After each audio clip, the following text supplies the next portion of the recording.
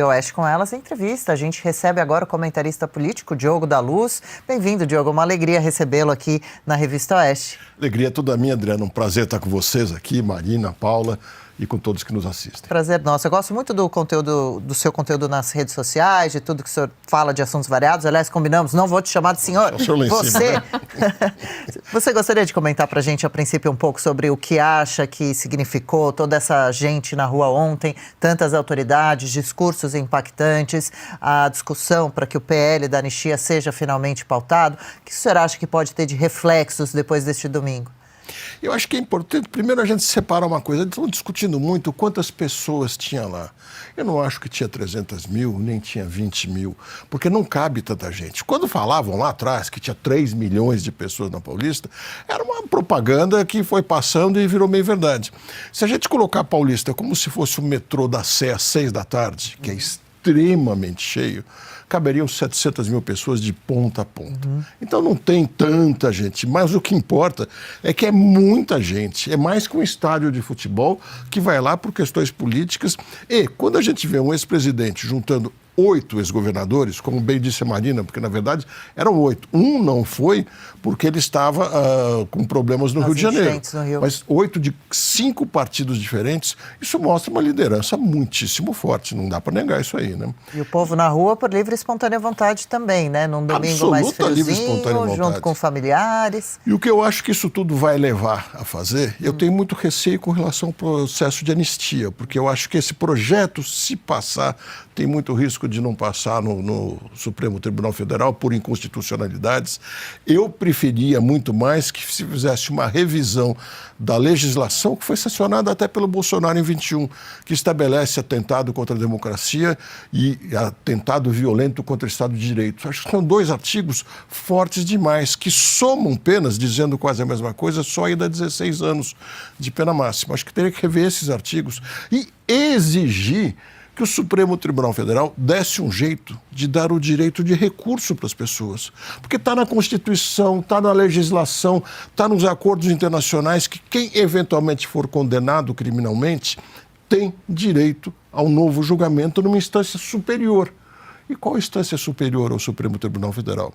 Então eu vejo que deveria anular esses julgamentos todos e começar de novo numa instância inferior, sempre dando direito a um novo julgamento. Então, muita gente que argumenta pelo projeto da anistia diz que a instância superior, teoricamente, ao STF hoje é o Congresso. Então, que algo que fosse definido por todos os deputados, né, pela maioria dos deputados e senadores, deveria ter esse impacto. Porque, Diogo, eu vejo que tem essa questão como se diz, do recado político, né, que é bastante relevante. Então, quando você vê uma maioria, e é exatamente isso, isso sempre foi trazido como, não, uma pauta bolsonarista, mas não, a gente está falando de, como você falou, a gente estava ali com 8 governadores, se contar com o Cláudio, 5 partidos diferentes, então vai muito além disso, né, então eu vejo que tem essa questão da importância, porque o STF só está dessa maneira, fazendo tudo o que faz, não sei se você concorda, eu queria te ouvir sobre isso, porque o nosso Congresso,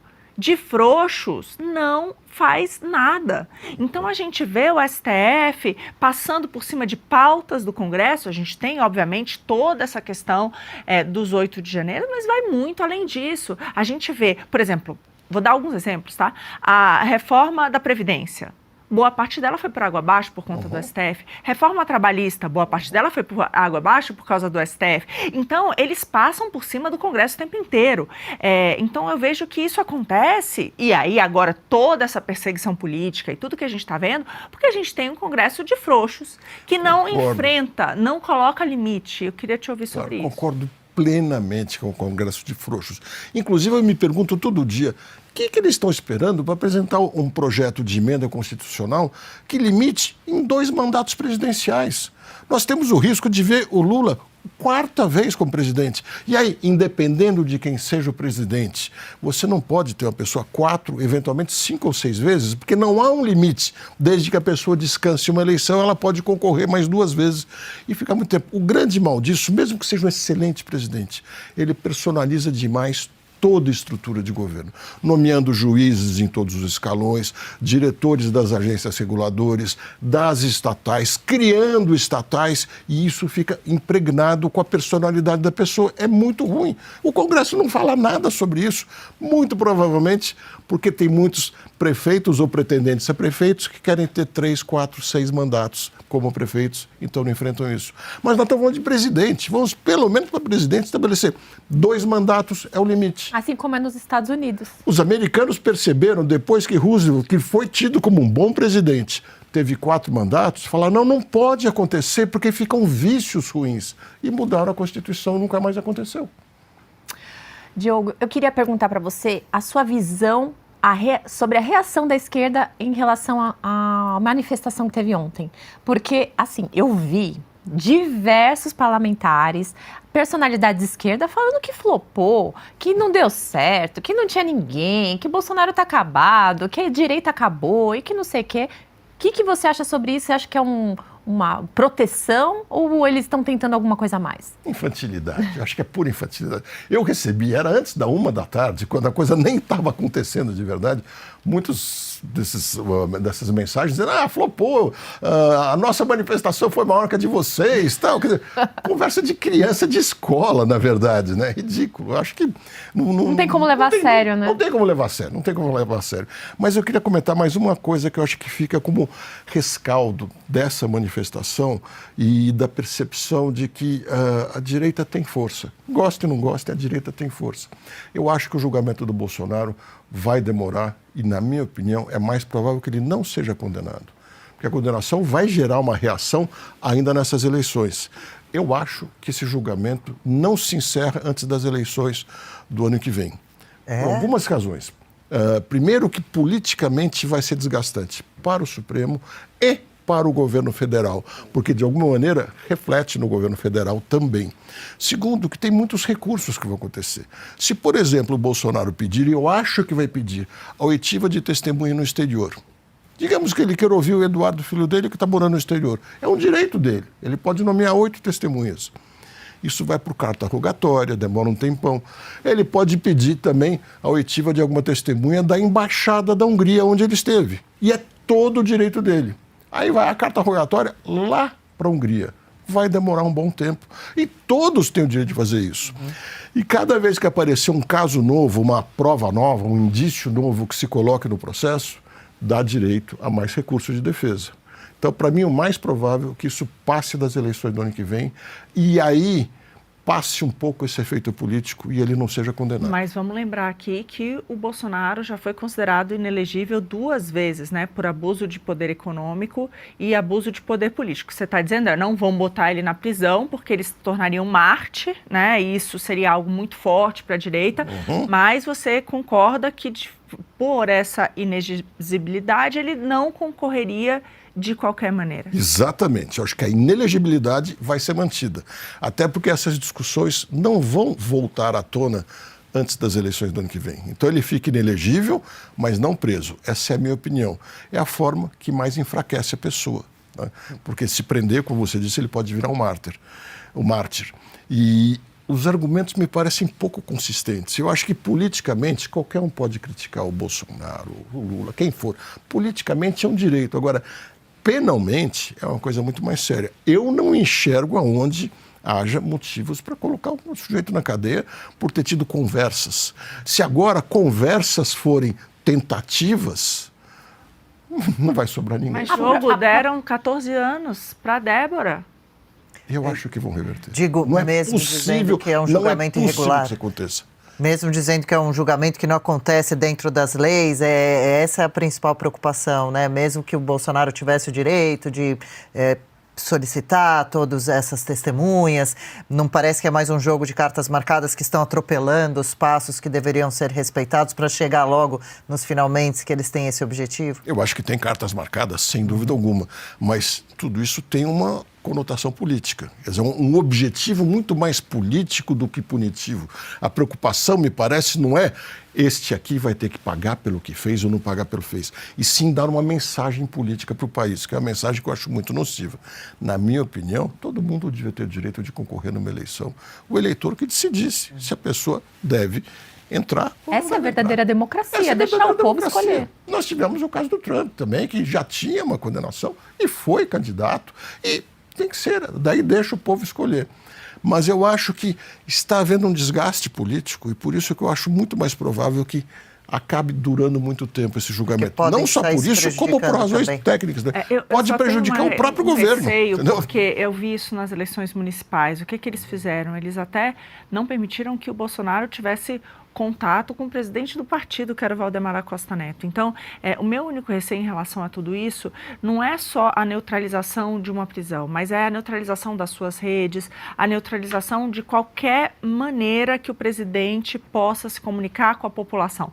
Por que eu estou falando isso? Porque essa é a grande arma do Alexandre de Moraes que ele está mostrando desde 19, é derrubar, calar os seus oponentes, é calar a direita. Então, toda a questão dos perfis que foram derrubados é a censura, né? O grande arma aqui que eu vejo sempre foi a censura. Então, como é que você vê esse, né? O risco que tem, de fato, de calar a direita, que é o que eles estão tentando fazer.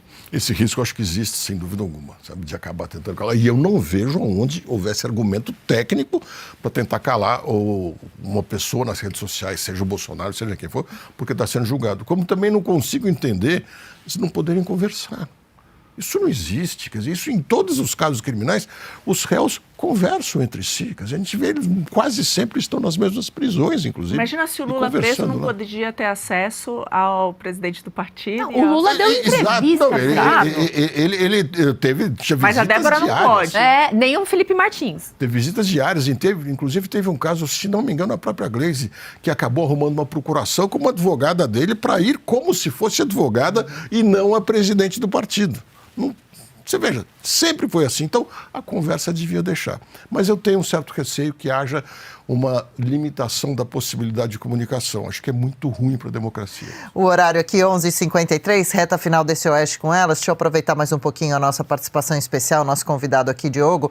Diogo, eu vejo que você comenta muito nas redes sociais também sobre as frases desastrosas de Lula, a participação super estranha e nada bem-vinda de Janja na política, representando os brasileiros. Como você avalia esses casos, esses 2 pontos que eu trago aqui? A impopularidade de Lula crescente e as participações de Janja em viagens inúmeras, em temas que não lhe são pertinentes. Bom, a impopularidade dele vem não só da inflação, do bolso das pessoas que está sentindo a dificuldade muito grande, como das falas desastradas o tempo inteiro.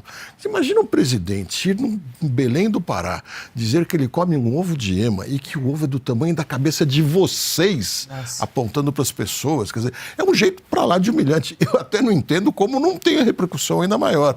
Fez esse evento semana passada para mostrar que o governo tinha muitas realizações, etc. E, na minha opinião, cometeu um monte de deslizes. Um deles, reclamar dos aumentos de tarifas do Trump. Eu sou contra qualquer aumento de tarifa, qualquer aumento de imposto. Prefiro sempre o mais baixo possível. Mas quando ele diz, e nós vamos retalhar, se ele aumenta, nós vamos aumentar, tomara que ele faça isso, porque o que ele esquece de dizer é que os impostos de importação no Brasil já são muito maiores do que os impostos de importação que os americanos querem colocar sobre nós. São em média de 15%. E os americanos estão colocando 10%. Então, eu fico pensando, como ele pode inventar tanta coisa confusa e continuar com popularidade? Não tem jeito, vai cair. E soma a Janja, que é um verdadeiro desastre, né? Ela está se achando o rei da cocada preta, fazendo tudo que acha que pode como uma eleita, e não é. Ela é uma pessoa igual a qualquer um de nós, ela não tem cargo. E aí tem um ponto que eu acho muito importante, Adriana, porque o Lula, no meu entender, está incorrendo em crime de improbidade administrativa ao dar essas funções para ela, que são funções falsas, mas ele assina ou manda assinar, porque ele diz claramente que ele determina que ela vá, para fazer gastos enormes para dar fim na viagem dela, representando absolutamente nada. Então, eu acho que era mais do que necessário que algum partido entrasse com uma queixa de crime de improbidade administrativa, porque qualquer um de nós não pode fazer isso, infelizmente. E a impunidade no nosso país, hein? Outro dia eu vi também que você postou o aniversário do José Dirceu, aí tem o Cabral recomendando série de filme no Instagram, os fins de semana, treinando boxe. Como fica a sensação para o povo, né, de casos como esse, ao tempo que a gente vê, né, casos de manifestantes sendo condenados com rigor? Eu acho que o Zé Dirceu vai ser um tiro no pé, espero muito. Eu lembro, em 2018, nas eleições mineiras, quando a Dilma era candidata ao Senado por Minas Gerais e o Aécio Neves, que na época estava cheio de problemas também, a deputado federal. Na minha leitura, aquilo causou tanta revolta que foi um dos maiores cabos eleitorais para eleger o Romeu Zema do partido da Marina Helena, porque eles falaram, nós temos que virar a mesa, não é possível. E é capaz que o Zé Dirceu tenha esse efeito também, porque ele vai causar tamanha irritação da gente ver aquele sujeito que foi quem articulou as piores coisas do mensalão, etc. Condenadíssimo, de repente, é um homem probo. Tudo bem, pode ser candidato. Eu espero muito que isso funcione ao contrário. É uma revolta para a população acompanhar tudo isso, né? Gente, estamos caminhando aqui para o finzinho. Deixa eu agradecer essa participação especial de hoje. O Instagram do Diogo da Luz está aí na tela para você que quiser dar uma entradinha na rede social dele, ver mais conteúdo, mais vídeos. Deixa eu deixar um convite aqui para você voltar outras vezes e agradecer com carinho essa participação nessa manhãzinha de segunda aqui. Muitíssimo obrigado. Foi um prazer, Adriana, Marina, Paula e todos que nos acompanham. Estarei aqui sempre que possível.